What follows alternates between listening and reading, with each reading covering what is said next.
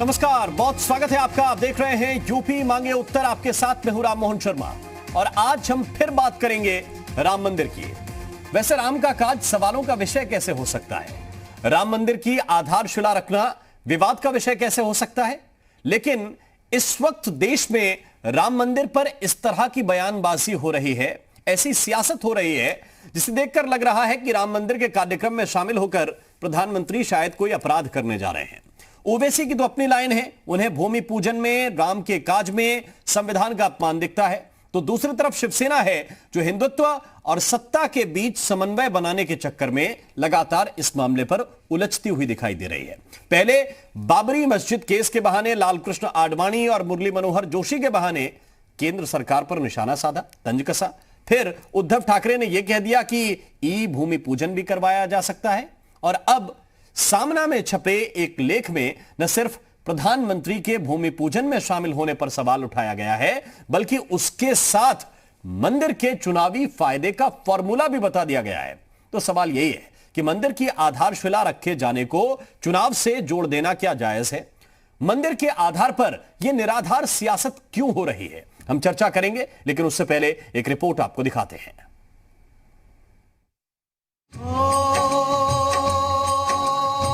मंगल भवन अमंगल हारी। 5 अगस्त को राम मंदिर के आधार की बुनियाद डाली जाएगी। दशरथ अजर बिहारी। लेकिन मंदिर पर अपनी अपनी सियासत बेबुनियाद जारी है।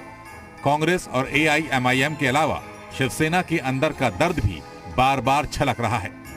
इस बार अपने मुखपत्र सामना के जरिए शिवसेना मंदिर के चुनावी एंगल को सामने ले आई। शीर्षक लिखा तो राम मंदिर होगा सियासी समर का अचूक हथियार। और लेख का सार ये है कि अगले लोकसभा चुनावों में बीजेपी राम मंदिर को हथियार बनाएगी। बिहार, बंगाल और यूपी के चुनावों में महामारी की छाया से बचने के लिए राम मंदिर का मुद्दा लाया गया है। दलील यह है कि मंदिर का निर्माण अगले लोकसभा चुनावों के आसपास पूरा होगा और हो सकता है कि यूपी विधानसभा चुनाव तक पहला चरण पूरा हो जाए, तो इसका फायदा बीजेपी चुनाव मिलेगी। इसके साथ साथ इसी लेख में यह सवाल भी उठाया गया है कि जिस रामकाज में संत शंकराचार्य नहीं होंगे, वहां सियासी नेताओं के जमघट से काम कैसे पूरा होगा। इससे पहले भी उद्धव ठाकरे राम मंदिर के भूमि पूजन को वीडियो कॉन्फ्रेंसिंग से कराने का सुझाव दे चुके हैं और उससे पहले सामना के संपादकीय में विवादित ढांचा गिराने का केस खत्म न होने पर केंद्र पर तंज कसा था। अब सवाल यह है कि शिवसेना की समस्या क्या है? आखिर क्यों बार बार शिलान्यास के मुद्दे पर तंज कसे जा रहे हैं? क्या शिवसेना हिंदुत्व और सत्ता के बीच सामंजस्य नहीं बिठा पा रही? क्या पीएम मोदी की ओर से मंदिर की आधारशिला को रखा जाना शिवसेना को रास नहीं आ रहा? और सवाल ये भी है कि बार बार लगातार राम मंदिर के विषय में विवाद खड़ा करके शिवसेना को हासिल क्या होगा? ब्यूरो रिपोर्ट, जी मीडिया। तो सवाल बहुत सारे हैं और इन्हीं सवालों के साथ एक खास पैनल भी हमारे साथ जुड़ गया है। हम पहले मेहमानों से आपका परिचय कराते हैं, फिर चर्चा की शुरुआत करेंगे। डॉक्टर चंद्रमोहन जी हमारे साथ हैं, प्रवक्ता हैं भारतीय जनता पार्टी के। चंद्रमोहन जी, बहुत स्वागत आपका। वीरेंद्र सिंह जी हमें ज्वाइन कर रहे हैं, नेता हैं कांग्रेस पार्टी के। आपका बहुत स्वागत वीरेंद्र जी। और इस वक्त हमारे साथ प्रेमकांत तिवारी जी भी जुड़े हुए हैं, वरिष्ठ पत्रकार हैं आप। बहुत बहुत स्वागत है प्रेमकांत तिवारी जी आपका। सबसे पहले चंद्रमोहन जी, प्रश्न आपसे है। आपकी तो सहयोगी रही है, राम मंदिर के निर्माण में आप लोगों ने मेहनत की, साथ साथ शिव सैनिकों ने भी मेहनत की। ऐसा क्या आपको लग रहा है कि शिवसेना अचानक एक के बाद एक लगातार केंद्र सरकार पर, चाहे वो प्रहार की बात हो, चाहे राम मंदिर को चुनाव से जोड़ने की बात हो, या यहां तक कह दिया जाता है कि भूमि पूजन तो वीडियो कॉन्फ्रेंसिंग से भी हो सकता है, इसके पीछे क्या वजह आप देखते हैं? देखिए, जिस तरीके से शिवसेना हमारे गठबंधन में चुनाव लड़ी और गठबंधन में चुनाव लड़के और गठबंधन को ना मानते हुए अलग जाके और शिवसेना का विरोध जिन लोगों के लिए हुआ, मतलब शिवसेना की पहचान जिनके विरोध की थी, उनके साथ में हाथ मिलाने का काम शिवसेना ने किया। अब शिवसेना को किसी भी हालत में सत्ता चाहिए, सत्ता बनाए रखनी है और राम भक्तों के सामने कौन सा चेहरा लेके जाएं वो अपना। जी। इसलिए वो चेहरे से और अपने इस तरह की बातें कर रहे हैं। आज सही मायने में अगर इस बात को कहना हो तो एक ही लाइन में कह सकता हूं कि परम श्रद्धे आदरणीय बाला साहब ठाकरे जी की आत्मा को जरूर कष्ट पहुंचाने का काम आज शिवसेना कर रही है। इसके अलावा शिवसेना कुछ नहीं कर रही है। अयोध्या में भगवान राम के भव्य राम मंदिर के निर्माण के लिए भारतीय जनता पार्टी ने अपनी सरकारों की 4 सरकारों की कुर्बानी दी है। आज आप माननीय कल्याण सिंह जी को आप सुने, एक राम भक्त के रूप में आज उन्होंने मीडिया से बात की। आपको भी मुझे लगता है इस कार्यक्रम में उनके बात को जरूर सुनाना चाहिए। बहुत सारगर्भित बात है। उन्होंने कहा कि मेरे जीवन का उद्देश्य पूरा हो गया, और बड़े उद्देश्य की प्राप्ति के लिए कोई भी बलिदान जो है वो बहुत छोटा होता है। तो जहां माननीय कल्याण सिंह जी जैसे उच्चतम सोच के व्यक्तित्व हों एक राम भक्त के रूप में, वहीं उद्धव ठाकरे जी और उनकी पार्टी और वो लोग जो कह रहे हैं वो कहां जाके खड़े होंगे। मैं क्या कहूं, आज का दिन देखिए बहुत महत्वपूर्ण दिन है जिस पर हम चर्चा कर रहे हैं जी। आज एक और राष्ट्र रक्षा को लेकर पूरे देश भर में एक हर्ष का माहौल है। आप देखो कोई हम जिस दौर से गुजर रहे हैं, हम सब लोग महामारी के दौर से गुजर रहे हैं, लेकिन महामारी का दौर होने के बावजूद भी जिस तरीके से भारत की सेना के मजबूती के लिए जब राफेल आज भारत की धरती पर आया तो सभी देशवासियों ने एकदम स्वाभाविक रूप से एक प्रसन्नता जाहिर की है और धन्यवाद मोदी जी कहा है। आज देश में 2 माहौल हैं, एक राष्ट्र रक्षा का माहौल है और एक राम भक्ति का माहौल है। आप अयोध्या में लगातार आप अयोध्या को देख रहे हैं नजदीक से अपने रिपोर्टर्स के माध्यम से।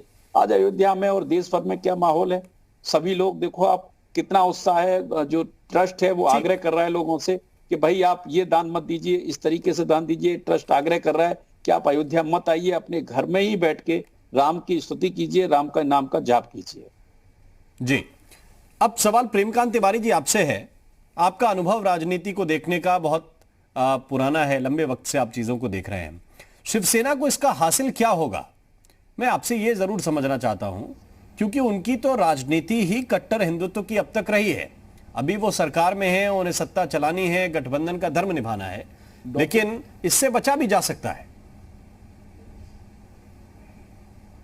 बेशक आपका कहना सही है, और डॉक्टर चंद्रमोहन ने एक बात ये कही जहां पर उनकी बात से ये छलकता है कि जहां आस्था का मामला होता है, जहां श्रद्धा का मामला होता है, वहां कई लोग अपनी जान तक की कुर्बानी दे देना चाहते हैं, और ये मसला बहुत ही संवेदनशील होता है।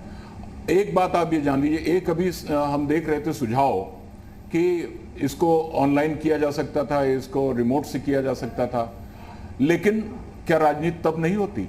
राजनीति तो तब भी होती कि देखिए सारा कुछ श्रेय लिया और उसके बाद हिम्मत नहीं हुई वहां तक अयोध्या तक पहुंचने की, और उसको ऑनलाइन वो कर रहे हैं, रिमोट कंट्रोल से कर रहे हैं। तो ऐसी चीजें तो राजनीति के लोग अगर राजनीति नहीं करेंगे तो फिर ये कहा जाएगा कि फिर क्या हो रहा है। तो ये तो स्वाभाविक सी बात है। अब शिवसेना का एक मसला ये जरूर है, सबसे बड़ी चिंता उनकी एक ये है कि किस तरीके से उनकी राजनीति चलेगी। मसला एक ये है कि भारतीय जनता पार्टी और शिवसेना वो लाइक माइंडेड थे। मंदिर के मुद्दे पर जितना शिवसेना आक्रामक थी उतना भारतीय जनता पार्टी भी नहीं थी, ये बात सही है। और जब बाला साहब ये बात कह सकते थे कि जब शिव सैनिकों ने ये तोड़ा है, ये बात कही जा रही, तो हमें गर्व है। और उन्हीं के बेटे और उन्हीं की पार्टी बाद में गठबंधन में विपक्ष के साथ में चले जाए, जो विपक्ष कांग्रेस जैसा विपक्ष जिसने कि ये कहा, ये भी गौर करने वाली बात है कि ताला खुलवाया और वो आधारशिला रखवाई, ये सब कुछ बात हुई, लेकिन उसके बाद में कपिल सिब्बल सुप्रीम कोर्ट में कह रहे हैं कि इसको चुनाव के बाद में किया जाए, नहीं तो इसका फायदा जो है भाजपा को मिलेगा। और उसके बाद में वही एक एफिडेविट दिया जा रहा है कि राम काल्पनिक थे, राम का अस्तित्व नहीं था। तो ये एक ऐसी दुरभिसंधि है जो महाराष्ट्र में दिखाई पड़ रही है कि कांग्रेस और शिवसेना और एनसीपी ये तीनों मिलकर के सरकार चला रहे हैं, उनको गठबंधन धर्म निभाना है और उसमें बहुत बड़े दबाव के साथ में। अब उनके सामने एक बहुत बड़ी दिक्कत है कि हम हिंदुत्व, अगर हालांकि कह चुके हैं उद्धव ठाकरे कि हमने भाजपा छोड़ी है, भाजपा का साथ छोड़ा है, लेकिन हमने हिंदुत्व नहीं छोड़ा है। लेकिन सवाल एक ये है कि इस बात से जो जनता है, जो खास तौर से राम मंदिर से भावनात्मक रूप से जुड़े हुए हैं, वो कहां तक इस बात से कन्विंस होंगे, वो कहां तक इस बात से आश्वस्त होंगे, ये एक बहुत बड़ी चिंता शिवसेना की है। बिल्कुल, और यही चिंता है। शिवसेना को चिंता परेशान कर रही है। वो लगातार, लेकिन इसके आगे का सवाल प्रेमकांत जी, मैं आपके पास आऊंगा। वीरेंद्र जी के पास हम चलते हैं। वीरेंद्र जी, एक प्रश्न ये बार बार आ रहा है कि राजनीति करने के लिए कुछ आधार तो होने चाहिए। अब प्रधानमंत्री कहीं पर जाएंगे, क्या आपको लगता है कि ये जायज बातें हैं जो बार बार उठाई जा रही है? जब एक बार कार्यक्रम बन गया और कार्यक्रम में जाना तय हो गया, फिर बार बार कहीं चुनाव से जोड़कर, कहीं राजनीति से जोड़कर, कहीं ई कॉन्फ्रेंसिंग से जोड़कर राजनीति, क्या आपको लगती है कि ठीक बात है?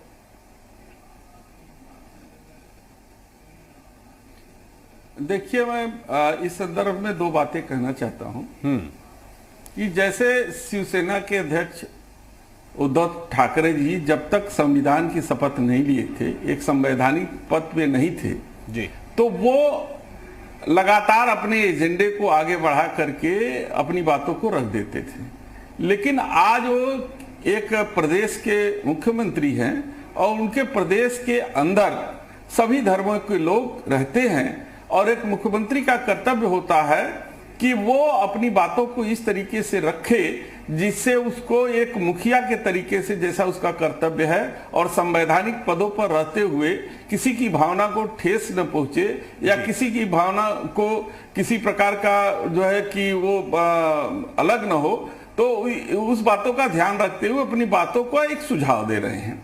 दूसरी बात यह है कि आपने पहले भी देखा होगा कि पंडित नेहरू जी जब सोमनाथ मंदिर का उद्घाटन था तो उन्होंने कहा कि मैं एक धर्मनिरपेक्ष राष्ट्र का प्रधानमंत्री हूं और हमने संविधान की शपथ खाई है। संविधान में कभी किसी इस तरीके की व्यवस्था नहीं है कि एक संविधान किसी एक धर्म को ठेस पहुंचाने, एक धर्म को किसी बात को आहत हो, उस काम को नहीं करना चाहिए। लेकिन तो उन्होंने वो सोमनाथ मंदिर के शिलान्यास में नहीं गए। और मैं एक सेकंड, मेरा छोटा सवाल उसका ही उत्तर आपको देना है कि सोमनाथ मंदिर का उद्घाटन हो या फिर राम जन्मभूमि का शिलान्यास, राम मंदिर का, इसमें अगर उद्घाटन करने से किसी दूसरे धर्म के लोगों को ठेस पहुंच रही हो तो आप बताइए कौन से धर्म के लोगों को ठेस पहुंच रही है? मुस्लिम तो खुद वहां पे पहुंचने के लिए तैयार हैं। मैं अपनी बात को खत्म कर, देखिए सर, मैं अपनी बात को खत्म कर लूं। मैं कहना चाहता हूं कि जब सरकारें, चाहे वो प्रधानमंत्री हो चाहे मुख्यमंत्री हो, जब ड्वेल भावना से डबल स्टैंडर्ड का काम करे कि जैसे एक कोरोना पैंडेमिक के चलते एक प्रदेश की सरकार को उसकी असेंबली नहीं बुलाने दिया जा रहा है और दूसरी तरफ प्रधानमंत्री को शिलान्यास के लिए सारी व्यवस्था की जा रही है, जहां पे लाखों जो है श्रद्धालु वहां पे आएंगे, कोई रोक नहीं सकता, और उसको एक इवेंट के तौर पर पूरे देश में फैलाया जा रहा है, तो निश्चित रूप से कुछ लोग जो इस देश के नागरिकों के हित में सोचते हैं वो उनका प्रश्न उठाना लाजमी है। हम जानते हैं कि करोड़ों हिंदुओं की आस्था का प्रश्न है और करोड़ों हिंदू की आस्था के लिए शिलान्यास मंदिर का होना चाहिए, लेकिन उस आस्था के पीछे यदि कोई इवेंट हो, आप इस बात से को जानते होंगे कि जिस तरीके से इस पूरे प्रकरण को जो है कि विजुलाइज किया जा रहा है, वो कहीं न कहीं इसका संकेत, जैसा कि उद्धव ठाकरे जी कह रहे हैं कि वो बिहार का चुनाव हो और किसी जो है कि राजनीति। अब मैं चंद्रमोहन जी के पास चल सकता हूं। तो आपने पूछना लाजमी है। पर्याप्त मसाला उनको दे दिया, वो मुस्कुरा रहे, अपनी बारी का इंतजार कर रहे हैं। वीडियो कॉन्फ्रेंसिंग के जरिए अगर वो उद्घाटन करते हैं। डॉक्टर चंद्रमोहन जी, इवेंट नहीं बनना चाहिए, आस्था का विषय, आप लोग इवेंट बनाने में माहिर हैं। देखिए, हमको इवेंट करने की कोई आवश्यकता नहीं है और ना भारतीय जनता पार्टी कोई इवेंट कर रही है। भारतीय जनता पार्टी तो छाती ठोक कर जब कार सेवा में भाग लेना था तो प्रस्ताव पास करके शामिल हुई। हम ऊंट की चोरी झुक के नहीं करते हैं। हम राम भक्त हैं, हमें ये कहने में गर्व है। हम वो नहीं है कि चोर दरवाजे से पहले सर्वोच्च न्यायालय में लगातार सुनवाई टलवाने का काम करते रहे, हम वो नहीं है। जब दस्तावेजों को अनुवाद करने का विषय था, हमने नहीं करने दिया, हम वो नहीं है। राम सेतु का विषय आया तो हमने कहा नहीं, राम सेतु का कोई अस्तित्व नहीं है। तो हमेशा रामद्रोही होने का, आज देखिए 2 धाराएं हैं इस देश में, एकदम साफ कह रहा हूं, एक राम भक्तों की धारा है, एक रामद्रोहियों की धारा है। आप क्या बोल रहे हैं कि लाखों लोग आ जाएंगे, लाखों लोग कांग्रेस भेजेगी क्या?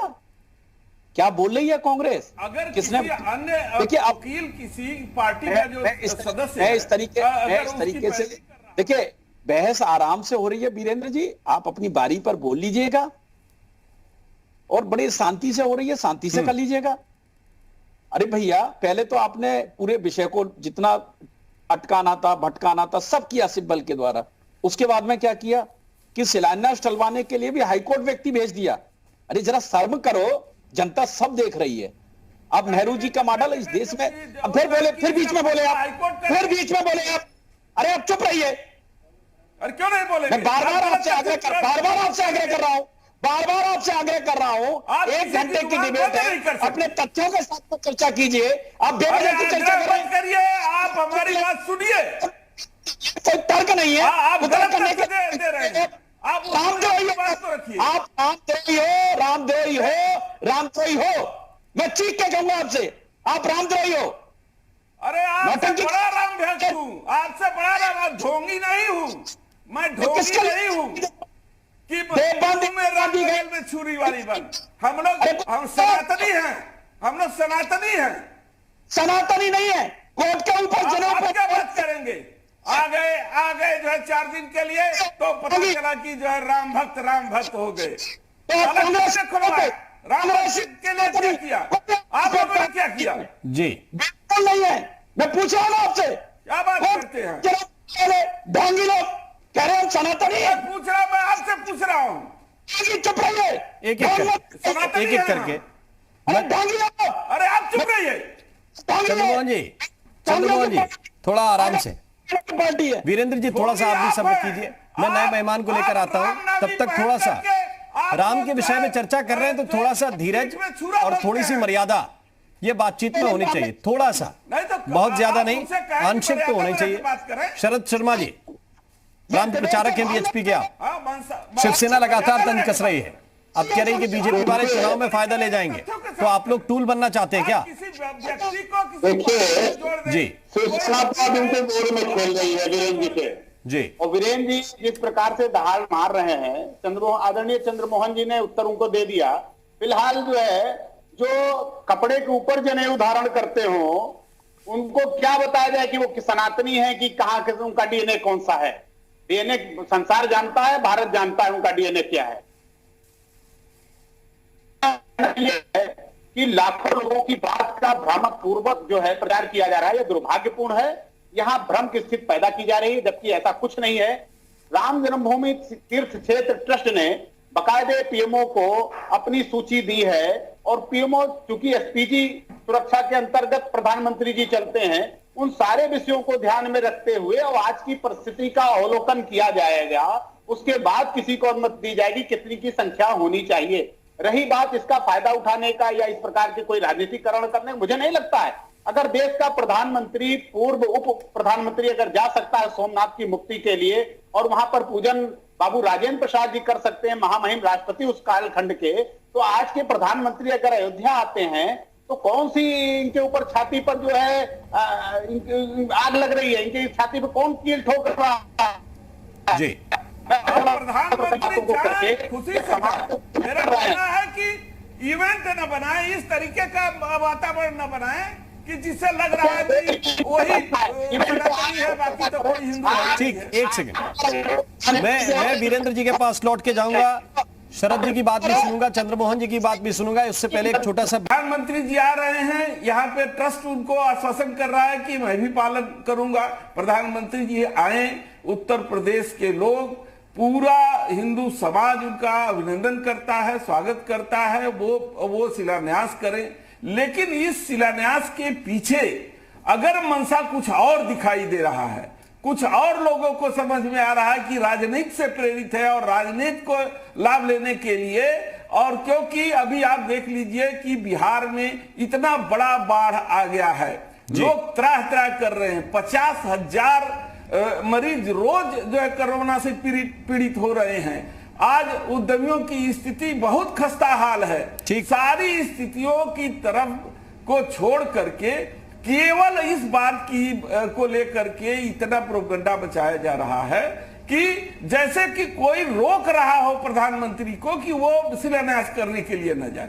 अरे शिलान्यास करने प्रधानमंत्री जी जाएं, भाजपा के अध्यक्ष जाएं, वो उनका अपना नजरिया है कि एक संवैधानिक पद पे रहते हुए किस तरीके से वो हर धर्म के लोगों की भावनाओं का ख्याल रखते हुए काम करते हैं, वो उनका विचार है और उनको करना चाहिए। और प्रधानमंत्री को कोई न रोक रहा है न उसका कोई विरोध कर रहा है। भगवान राम का मंदिर और इस करोड़ों हिंदुओं की आस्था का प्रश्न है, उसमें सभी लोग प्रधानमंत्री का स्वागत कर रहे हैं। लेकिन अगर प्रधानमंत्री एक लाइन बिहार के बाढ़ के बारे में भी बोल दें, अगर वो कोरोना जो है जो 50,000 कोरोना जो के मरीज डेली निकल आ रहे हैं, न उनके ही संसदीय क्षेत्र में समझ लीजिए कि न वेंटिलेटर है, न ही आईसीयू का इंतजाम है, न ही मरीजों जो इतनी अव्यवस्थाएं आप गिना रहे हैं एक एक करके, अस्पताल है।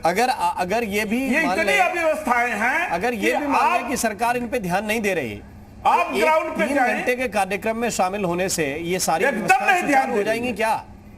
अगर 3 घंटे के प्रोग्राम में वो शामिल नहीं होते, अयोध्या नहीं जाते हैं, तो सवाल इस बात का ये नहीं है कि चालू हो जाएंगी। सवाल इस बात का है कि इस गंभीर विषय को दबा दिया जा रहा है इस इवेंट के जरिए, लोगों का ध्यान डाइवर्ट कर दिया जा रहा है, ये सवाल है। अब सवाल ये है कि जिसके घर में कोई कोरोना पॉजिटिव हो जाएगा, बीमार हो जाएगा, जिनमें से 15 लाख मरीजों का तो डेटा आ चुका है, 9 लाख जिनमें से रिकवर हो गए, तो वो तो किसी इवेंट का सुनने वाला नहीं है। वो तो कहेगा कि साहब हमारा पड़ोसी बीमार है, हमारे घर वाला बीमार है। वो किसी इवेंट और किसी खबर में दबने वाला नहीं है।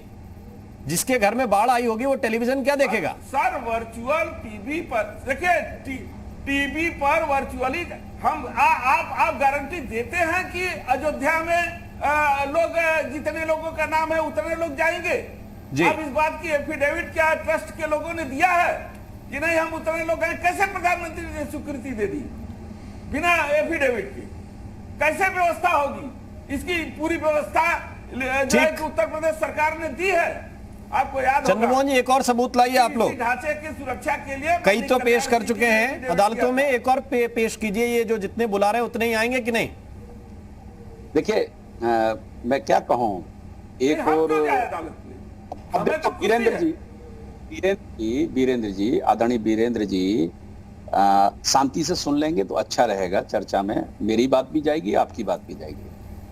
देखिए कांग्रेस ही बड़े कंफ्यूजन का शिकार हैं आजकल राहुल बाबा की जो कांग्रेस है वो पूरी तरीके से कंफ्यूजन का शिकार है।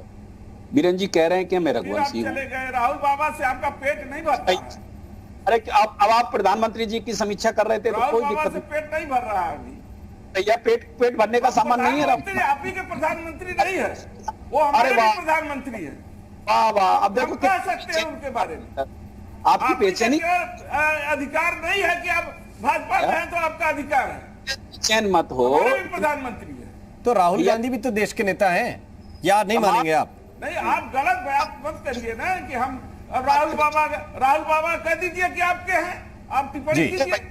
भैया हम तो कह रहे हैं कि हमारे प्रधानमंत्री हमारे भी है, कांग्रेस के हैं, तो अब देखो ना, आप सुनने को तैयार नहीं है। प्रधानमंत्री हमारे हैं, हमारे प्रधानमंत्री हैं। ठीक, मैं ये कह रहा हूँ। चंद्रमोहन जी को बात रख लेने दीजिए। चंद्रमोहन जी बोलिए। देखिए कांग्रेस पूरी तरीके से कंफ्यूज कांग्रेस है। एक और गर्व के साथ कहना है कि मैं रघुवंशी हूं। अरे रघुवंशी कहने का अर्थ पता है कि नहीं पता है? रघुवंशी का मतलब क्या होता है? जब भगवान राम के सेतु पर सवाल खड़े किए जा रहे थे, जब अयोध्या के विषय को लटकाया जा रहा था, तब छाती ठोक के खड़े होते, उसका मतलब राघव होता है, उसका मतलब रघुवंशी होता है।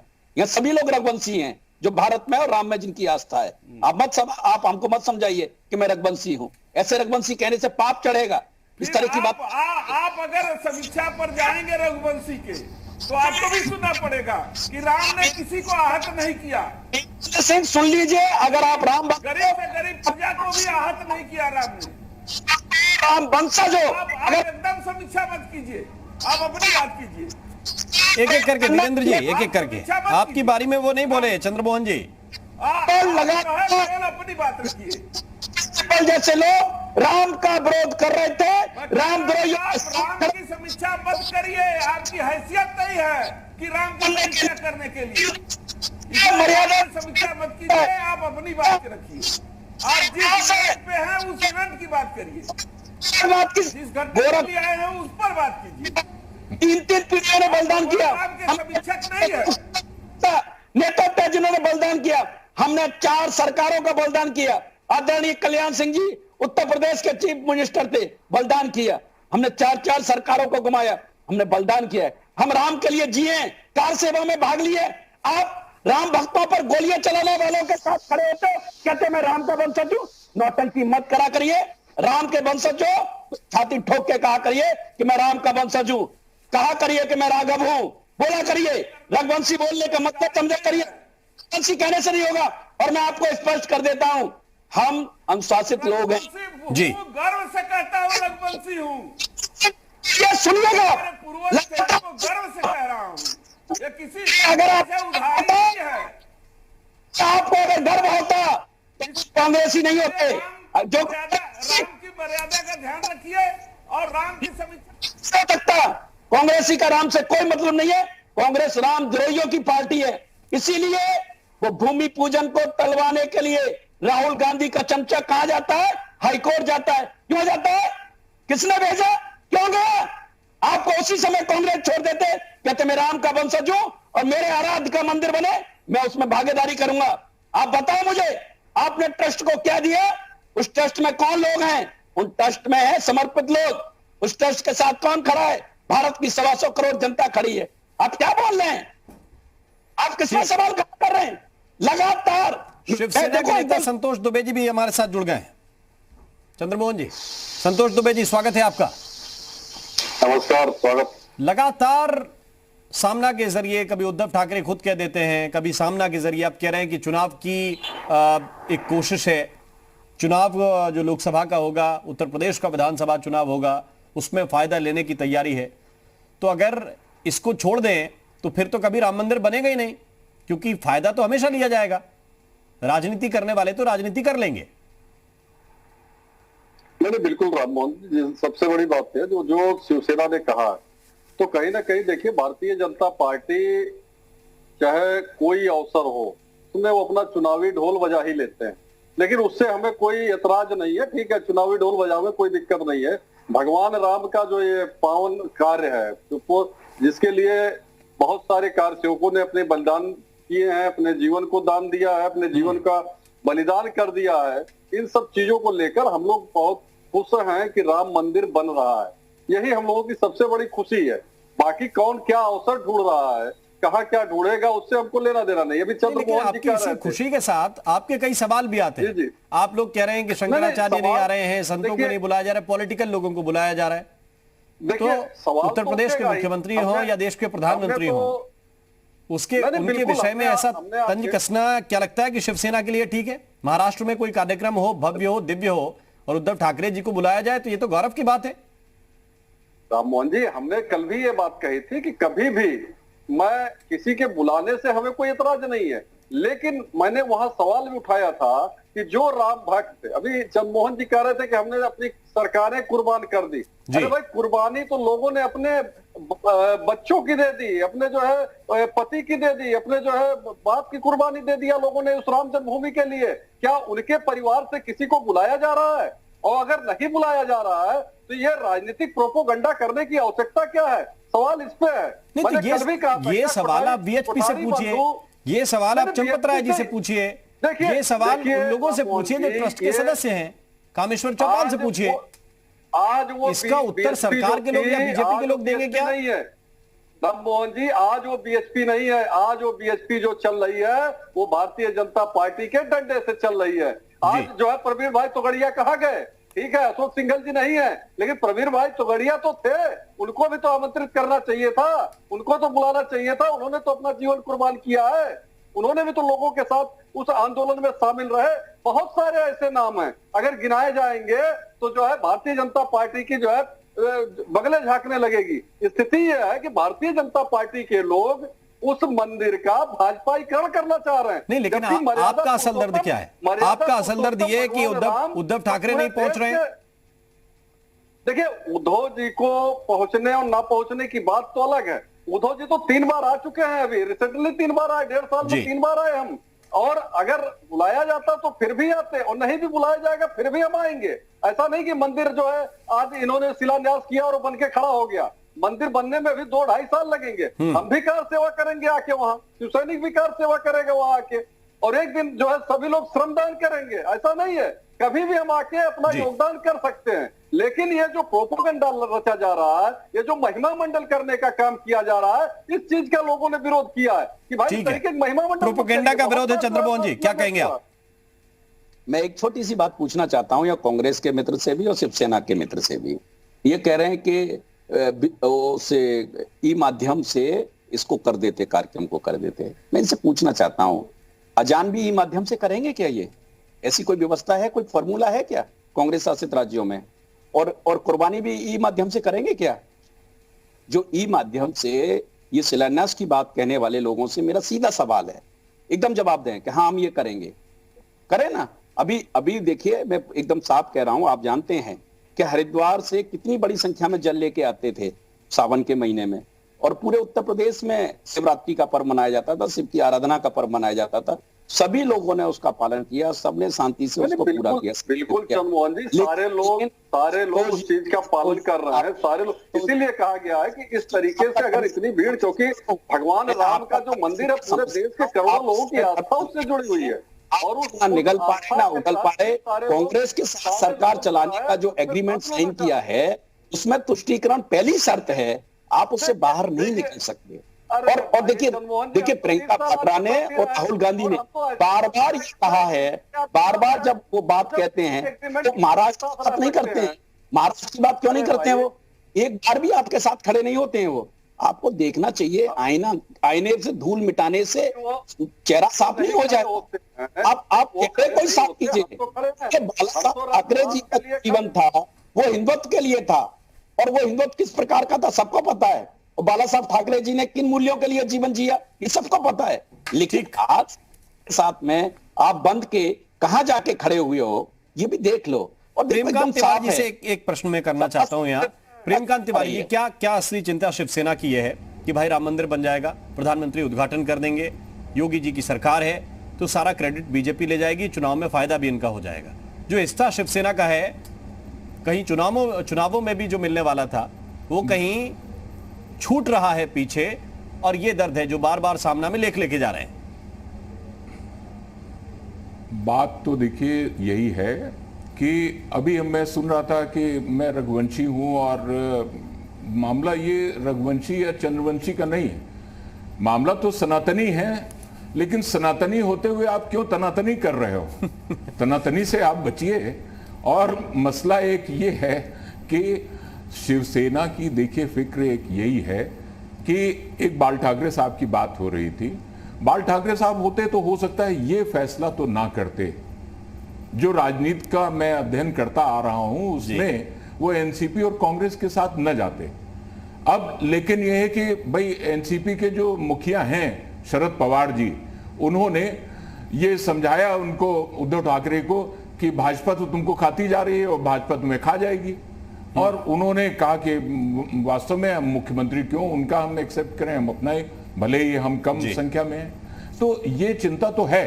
अब उद्धव ठाकरे ने ये बात कही कि भाजपा का साथ छोड़ा लेकिन हमने हिंदुत्व नहीं छोड़ा, तो वो ठीक है, अपनी धार वो रखना चाहते हैं, मेंटेन रखना चाहते हैं। संतोष दुबे जी ने भी कहा कि बुलाएं या ना बुलाएं वो जाएंगे, हम जाएंगे, तो जाएं, बिल्कुल जाना उनका मुनासिब है और कोई रोकता भी नहीं है। और किसको बुलाया जाएगा किसको नहीं बुलाया जाएगा ये तो उसके जो प्रबंध तंत्र के लोग हैं वो बेहतर जानेंगे। लेकिन कुल मिला के शिवसेना की एक ये तो चिंता जायज है, अगर है, कि चुनाव आ रहे हैं, अच्छा ठीक है, जहां पर चुनाव आ रहे हैं संयोग ये है कि वहां पर शिवसेना का कोई विशेष लेना देना नहीं है जी, चाहे बिहार हो चाहे उसके बाद में बंगाल हो, वहां पर लेना देना अगर है तो भाजपा है, भाजपा के सहयोगियों का लेना देना है। तो इस लिहाज से वो बात तो सही है, लेकिन शिवसेना को कहीं ना कहीं ये चिंता होना जायज है कि हो सकता है कि महाराष्ट्र में उसकी जमीन जितनी है कहीं ऐसा ना हो वो जमीन भी थोड़ी सिकुड़ जाए। ये एक बहुत बड़ी चिंता शिवसेना का संतोष दुबे जी, जायज कहीं है। कहीं कहीं डर ये लगता है कि हिंदुत्व का जो झंडा लेकर बाला साहब चलते थे वो बीजेपी के नरेंद्र मोदी पकड़कर चल देंगे और फिर आप लोगों के पास जो आइडियोलॉजी है उसी के आधार पे वोट मिलता है, वरना पार्टियां कांग्रेस है, एनसीपी है, उन्हें भी वोट मिलेगा, आपके साथ सरकार चला रही। तो ये असल चिंता है क्या आप लोगों की? देखिए, हमारी चिंता क्या है ये बताने की जरूरत नहीं है। हमारी चिंता सिर्फ ये है कि राम के नाम पर राजनीति बंद हो, और वो अब समय आ गया है कि राम के नाम से राजनीति अब बंद हो जाएगी। क्योंकि राम मंदिर का निर्माण जब तक नहीं होता था तब तक ये था कि हम रामलला हम आएंगे, मंदिर वही बताएंगे, लेकिन तारीख नहीं बताएंगे। अब सारी चीजें तय हो गई हैं, राम मंदिर की तारीख भी आ गई है, उसके निर्माण का भी काम शुरू हो गया, और शिवसेना ने शुरू से कहा था कि राम ये मंदिर तो का आप निर्माण उम्मीद कर रहे हैं, लेकिन जो सामना का लिखा गया लेख है वो तो ये उम्मीद कर रहा है कि ये किनारे कर दिया जाए, अगले चुनाव में, अगले लोकसभा चुनाव में फायदा देने वाली चीज है, ये उत्तर प्रदेश के आने वाले विधानसभा चुनाव में फायदा देने वाली चीज है। तो दोनों बातें कहीं अलग अलग हैं, और इसीलिए हमारा आज का ये प्रश्न था कि अभी से चुनावी माहौल में जाना शायद उचित बात नहीं है। हम धन्यवाद करना चाहेंगे आप सभी मेहमानों का हमारे साथ इस चर्चा में शरीक होने के लिए, जुड़ने के लिए। बहुत बहुत शुक्रिया, बहुत बहुत धन्यवाद हमारे साथ इस चर्चा में जुड़ने के लिए। बड़ी बात यही है कि जब राम का नाम लिया जाए तो आध्यात्म के नजरिए से लिया जाए, भक्ति की भावना के साथ लिया जाए। सियासत जब जरूरी हो तब कर लीजिए, जब चुनाव आएगा तब पॉलिटिकल पार्टियों का काम है तो वो करेंगे, तो तब के लिए इसे बचा कर रखिए। अभी तो मंदिर का निर्माण भक्ति भाव के साथ होने दीजिए। यूपी मांगे उत्तर में अभी के लिए बस इतना है।